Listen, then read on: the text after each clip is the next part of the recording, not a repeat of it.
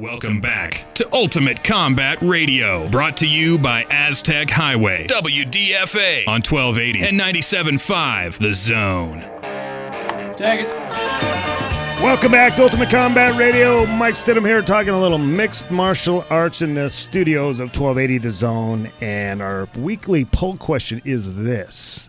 There have been a lot of overhyped fights lately. What is the most overhyped fights that you have seen? And we'd love to hear from you, our listeners. Bobs, how would they go about doing that? Call us, 470-570 or 670-1280, or text us at 53318. Text in Zone and what you have to say. Don't text my cell phone. Text into the studio, please. I get 2 or 3 of those every week on my phone, too. They think they're just going to get the direct line and, well, whatever. So, now, Joe, I've been aching to hear from you. What is the most overhyped fight that you've seen? Besides Mike Crispin versus... Anybody.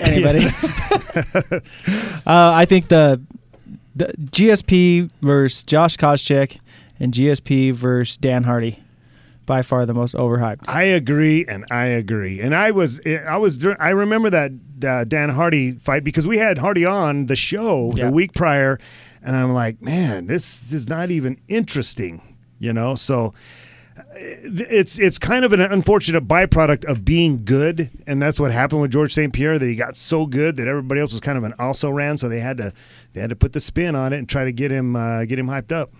Yeah, and it's any fight that he has. Even with the GSP Jake Shields fight, they tried to hype, and it was nothing. It was nothing like they said it was going to be.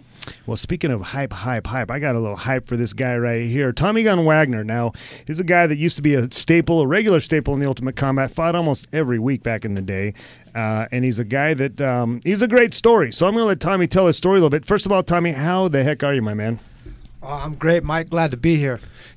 Tommy, I heard a rumor through the grapevine that you had passed away about a year and a half ago, and my wife and I, we were heartbroken. We've always been Tommy Gun fans. We loved it, and it was horrible. And then one day I'm surfing on Facebook, and there he is with this beautiful woman in a picture, and he was alive, man. So we were so happy to see that. Well, I heard that same rumor, Mike, and I was just, I didn't know what to say. My boss called me at work and said, "Hey, my sister just told me you're dead," and I was like, well, I'm working tonight, so obviously I'm not dead yet. Honestly, it's like a second lease on life for us anyway to have Tommy Gun around. And since we found you, man, you've been around. You've been, for whatever reason, and I want to kind of find out what that reason is, you are more focused than I've ever seen you. What's driving you right now?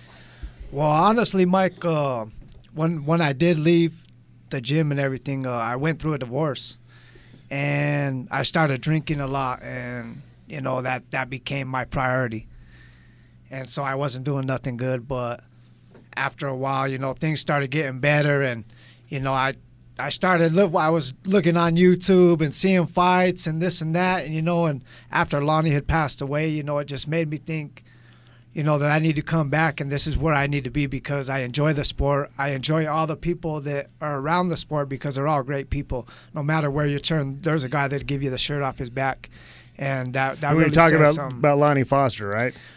Yes, Lonnie Foster and others in general. Right. I mean, anywhere you go in the fight game, a lot of people would think that fighters are jerks, but they're really not. I mean, I know so many people from this industry that treat me very well. Yeah. They don't look at my prison background or my tattoos as making me a bad person. They look at me as Tommy, and and I appreciate that. And I look at those tattoos and I think of what you've overcome. I mean, we've all as young people, and people don't know your history from your young days, but that led you down a straight path. But I look at what you've been able to overcome, and to me, it speaks volumes about your character.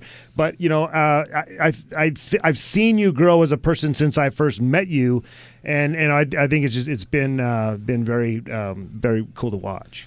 Well, I do have a long past, and it ain't too great, you know what I mean? Being involved in gangs, spending most of my youth locked in juvie, or, all the way up.